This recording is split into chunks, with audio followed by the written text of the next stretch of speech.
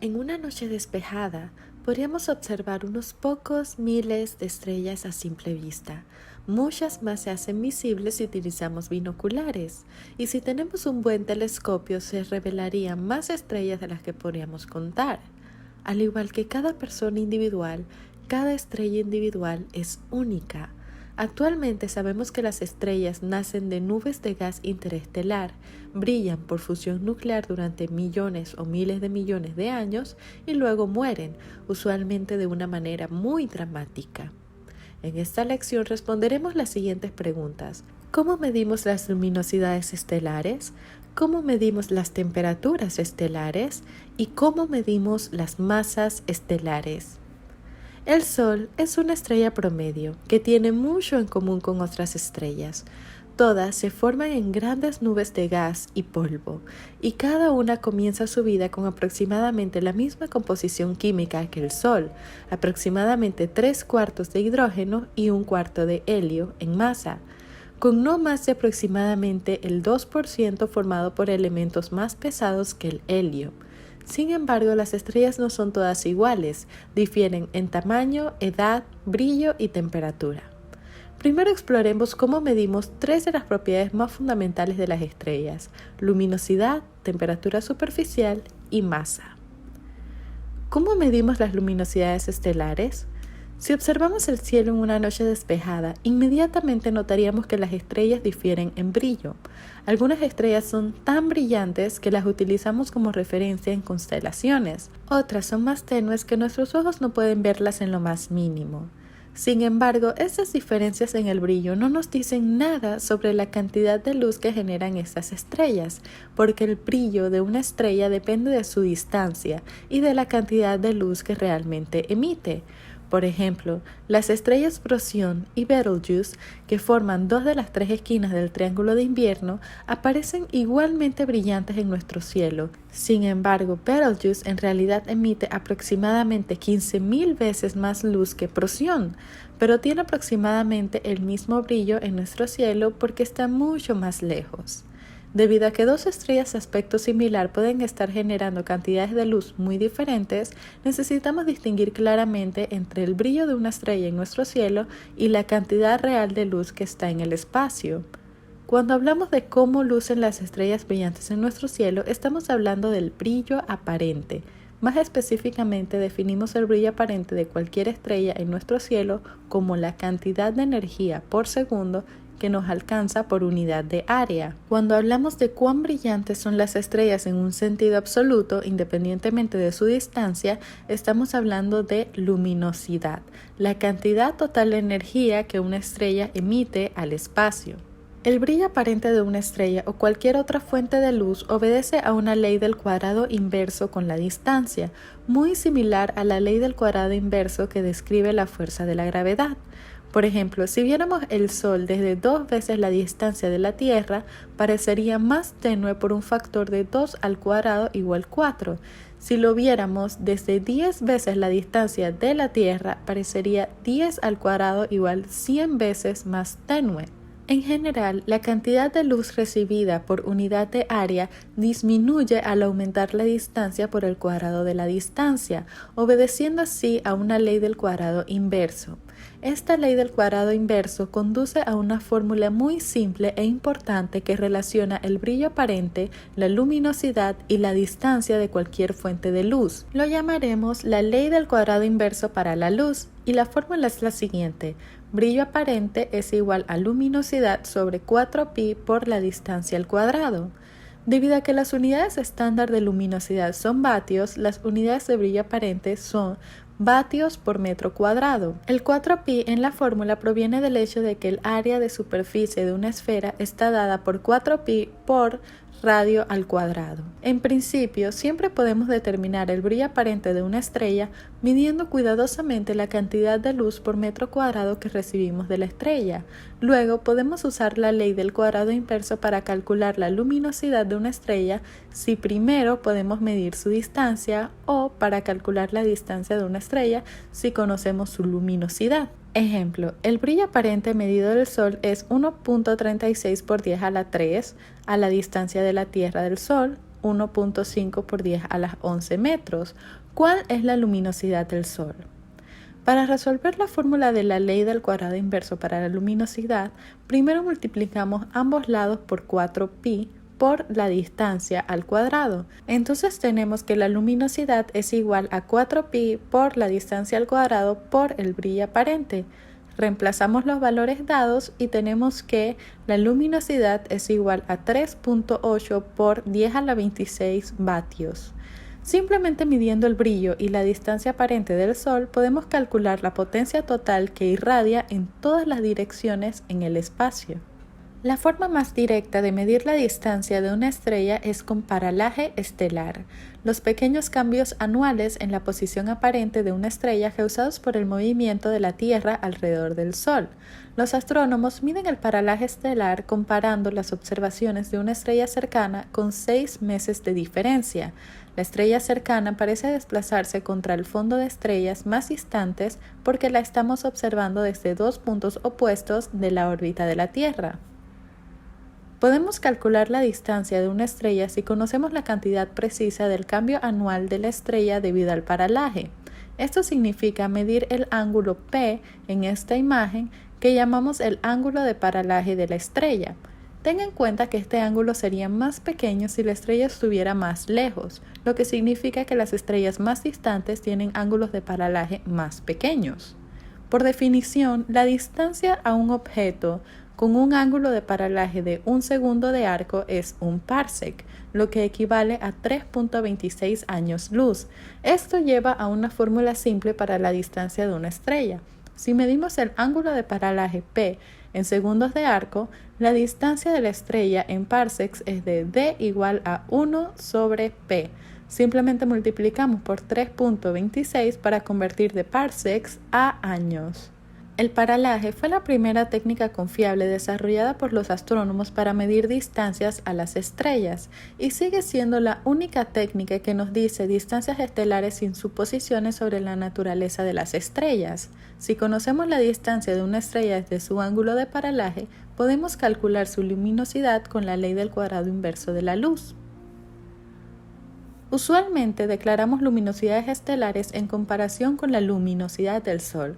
Los estudios de la luminosidad de muchas estrellas nos han enseñado dos lecciones particularmente importantes. Primero, las estrellas vienen en una amplia gama de luminosidades, con nuestro Sol en algún lugar en el medio.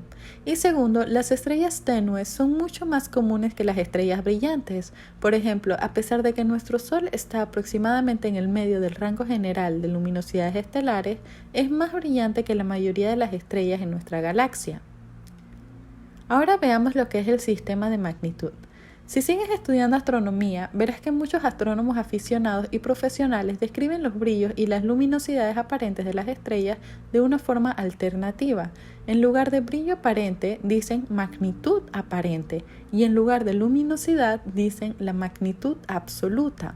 Aunque las comparaciones entre estrellas son mucho más fáciles cuando pensamos en términos de luminosidad, el sistema de magnitud se usa con la frecuencia suficiente para que valga la pena entender cómo funciona. En el sistema de magnitud moderno, cada diferencia de 5 magnitudes se define para representar un factor exactamente 100 en brillo. El sistema de magnitud moderno también define la magnitud absoluta como una forma de describir la luminosidad estelar. La magnitud absoluta de una estrella es la magnitud aparente que tendría si estuviera a una distancia de 10 parsecs, es decir, 32.6 años luz de la Tierra. ¿Cómo medimos las temperaturas estelares? Una segunda propiedad fundamental de una estrella es su temperatura superficial. Quizás te preguntes por qué los astrofísicos enfatizamos tanto sobre la temperatura de la superficie en lugar de la temperatura interior. La respuesta es que solo la temperatura de la superficie es directamente medible. Las temperaturas interiores se infieren de modelos matemáticos de interiores estelares. Siempre que escuches a los astrofísicos hablar de la temperatura de una estrella, puedes estar bastante seguro de que se refieren a la temperatura de la superficie, a menos que indiquen lo contrario. Medir la temperatura de la superficie de una estrella es algo más fácil que medir su luminosidad, porque la distancia de la estrella no afecta la medición. En cambio, determinamos la temperatura de la superficie a partir del color de la estrella o de su espectro. Observa detenidamente esta imagen. Ten en cuenta que las estrellas vienen en casi todos los colores del arco iris. Simplemente mirar los colores nos dice algo sobre la temperatura de la superficie de las estrellas. Por ejemplo, una estrella roja es más fría que una estrella azul. Las estrellas vienen en diferentes colores porque emiten radiación térmica. Recuerda que un espectro de radiación térmica depende solo de la temperatura de la superficie del objeto que lo emite. Los astrónomos pueden medir la temperatura de la superficie con bastante precisión comparando el brillo aparente de una estrella en dos colores de luz diferentes. Por ejemplo, al comparar la cantidad de luz azul y luz roja provenientes de Sirius, los astrónomos pueden medir la cantidad de luz azul que emite más que la luz roja. Debido a que los espectros de radiación térmica tienen una forma distintiva, esta diferencia entre la salida de luz azul y roja permite a los astrónomos calcular la temperatura de la superficie. Las líneas espectrales de una estrella proporcionan una segunda forma de medir la temperatura de su superficie. Las temperaturas determinadas a partir de líneas espectrales son generalmente más precisas que las temperaturas determinadas solo a partir de los colores. Las estrellas que muestran líneas espectrales de elementos altamente ionizados deben estar bastante calientes porque se necesita una temperatura alta para ionizar los átomos. Las estrellas que muestran líneas espectrales de moléculas deben ser relativamente frías porque las moléculas se dividen en átomos individuales a menos que estén a temperaturas relativamente frías. Por lo tanto, los tipos de líneas espectrales presentes en el espectro de una estrella proporcionan una medida directa de la temperatura de la superficie de la estrella. Los astrónomos clasifican las estrellas según la temperatura de la superficie mediante la asignación de un tipo espectral determinado a partir de las líneas espectrales presentes en el espectro de una estrella. Las estrellas más calientes con los colores más azules se denominan tipo espectral O, seguidas en orden de disminución de la temperatura de la superficie por los tipos espectrales B, A, F, G, K y M. La secuencia de tipos espectrales se ha extendido recientemente más allá del tipo M para incluir los tipos espectrales L, T y Y, que representan otros objetos generalmente enanas marrones. Cada tipo espectral se subdivide en subcategorías numeradas como B0, B1 hasta B9. Cuanto mayor es el número, más fría es la estrella. Por ejemplo, el Sol se designa como un tipo espectral G2, lo que significa que es ligeramente más caliente que una estrella G3, pero más frío que una estrella G1. ¿Cómo medimos las masas estelares? La masa es generalmente más difícil de medir que la temperatura superficial o la luminosidad. El método más confiable para pesar una estrella se basa en la versión de Newton de la tercera ley de Kepler. Recuerda que esta ley solo se puede aplicar cuando podemos observar un objeto en órbita alrededor de otro y requiere que midamos tanto el periodo orbital como la distancia orbital promedio del objeto en órbita. Para las estrellas, estos requisitos generalmente significa que podemos aplicar la ley para medir masas solo en sistemas binarios de estrellas, sistemas en los que dos estrellas se orbitan continuamente entre sí. Antes de considerar cómo determinamos los periodos y distancias orbitales necesarios para usar la versión de Newton de la tercera ley de Kepler, veamos brevemente los diferentes tipos de sistemas estelares binarios que podemos observar. Tipos de sistemas binarios de estrellas. Las investigaciones muestran que aproximadamente la mitad de todas las estrellas orbitan alrededor de una estrella compañera de algún tipo y, por lo tanto, son miembros de sistemas estelares binarios. Estos sistemas estelares se dividen en tres clases. Un sistema binario visual es un par de estrellas que podemos ver claramente con un telescopio a medida que las estrellas orbitan entre sí. A veces observamos una estrella que cambia lentamente de posición en el cielo como si fuera un miembro de un binario visual, pero su compañera es demasiado tenue para ser vista. Por ejemplo, los cambios lentos en la posición de Sirio, la estrella más brillante del cielo, revelaron que era una estrella binaria mucho antes de que se descubriera su compañero. Segundo, se identifica un sistema binario espectroscópico a través de observaciones de cambios de Doppler en sus líneas espectrales. Si una estrella está en órbita alrededor de otra, se mueve periódicamente hacia nosotros y fuera de nosotros en su órbita, lo que significa que sus líneas espectrales mostrarán alternando corrimiento al azul y desplazamiento al rojo. A veces vemos dos conjuntos de líneas que se desplazan de un lado a otro, un conjunto de cada una de las dos estrellas en el sistema, un sistema espectroscópico de doble línea. Otras veces vemos un conjunto de líneas cambiantes de una sola estrella porque su compañero es demasiado tenue para ser detectado, un sistema espectroscópico de una sola línea. Y por último tenemos lo que son un sistema binario eclipsante, que es un par de estrellas que orbitan en el plano de nuestra línea de visión. Cuando ninguna de las estrellas está eclipsada, vemos la luz combinada de ambas estrellas. Cuando una estrella eclipsa a la otra, el brillo aparente del sistema cae porque parte de la luz está bloqueada de nuestra vista. Una curva de luz o gráfico de brillo aparente contra el tiempo revela el patrón de los eclipses. Incluso para un sistema binario podemos aplicar la versión de Newton de la tercera ley de Kepler para calcular la masa solo si podemos medir tanto el periodo orbital como la separación de las dos estrellas. Podemos medir directamente el periodo orbital para los tres tipos binarios, pero determinar la separación promedio de estrellas binarias requiere que sepamos con precisión cómo están orientadas las órbitas estelares a nuestra línea de visión.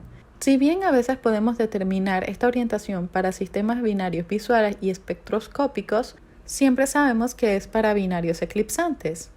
Al igual que los tránsitos de planetas extrasolares, los eclipses en un sistema binario nos dicen que las dos estrellas orbitan de borde a nuestra línea de visión. Por lo tanto, las mediciones de desplazamiento Doppler nos dicen las verdaderas velocidades orbitales de las estrellas y podemos utilizar estas velocidades con los periodos orbitales para calcular la separación orbital. Luego podemos aplicar la versión de Newton de la tercera ley de Kepler para determinar las masas de las estrellas. Mediante las observaciones cuidadosas de binarios eclipsantes y otros sistemas estelares binarios, los astrónomos han establecido las masas de muchos tipos diferentes de estrellas. El rango general se extiende desde tan solo 0.08 veces la masa del Sol hasta al menos 150 veces la masa del Sol. Y esto sería todo por la lección de hoy. Espero les haya gustado y nos vemos en la próxima clase. Dale like si te gustó, suscríbete y hasta la vista.